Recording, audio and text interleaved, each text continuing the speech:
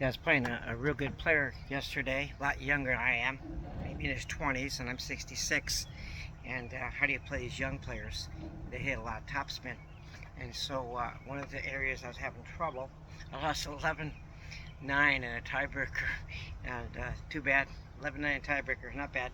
Very hard-hitting player, a lot of topspin, and he's some high serves, kick serves that I have trouble hitting up here in my upper body. If you hit it low, I was good, but high was hard. So how do you hit that return of serve? You're going to have to, you know, kind of go over it. And sometimes when his forehand hit deep in his forehand, it was hard also. So here I got a paint roller and I got it on a stand. If you noticed it, I made this little device. It's just a chair that has a hole in it, and I can just put this inside here, and that way it raises it up higher. And now I can practice high strokes, okay? Because you need to build up that strength when you're hitting the ball high. You need to build up that strength. It could be forehand or backhand. And that's another thing I noticed, that when he hit my forehand, I could hit it real well, but he would hit that backhand too. And you just got to get out there and practice return of serves. A lot of times we're practicing our serves, but we're not practicing return of serves. But there's not a whole lot of people. I mean, they're a mint if you can find people that can hit the serve consistently, so you can practice in the same spot. Like I can hit to the backhand over and over the same spot. Some people can't. And so sometimes what that happens, I teach so much. I teach and I start hitting the ball the same place. I got to be careful about that too, not moving the ball around. And so here I'm practicing hitting a high ball. And so even when you're at the baseline, the ball comes high, shoulder high, you brush up, and the ball's already coming pretty good. So you're going to have to meet with some kind of force. You can't hit it real hard, but you can't, be weak either. And so you've got to be able to practice that upward strength. And this is a great way that here I had why did I miss? Okay, what can I do? And so that's what I'm doing right now. This morning is I'm practicing that high backhand. I'm trying to be very generous to the person. We played before and I beat him, and so I wanted to be a win-win for him. I could use psychology, I could use a lot of things and upset a player, but I didn't want to do that. I want a win-win for both of us today. And so when I played him, any ball was close, I gave it to him. But I noticed that I hit the line all the time.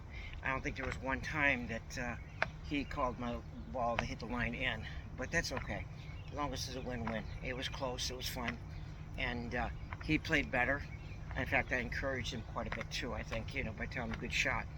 And so, here is practicing. It's a great way of practicing high balls. You can do this on the forehand, or you can do on the backhand.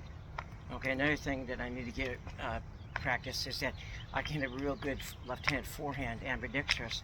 I just need to use it in games more, and so you just got to practice it. If you're using practice, using the game, it's not good.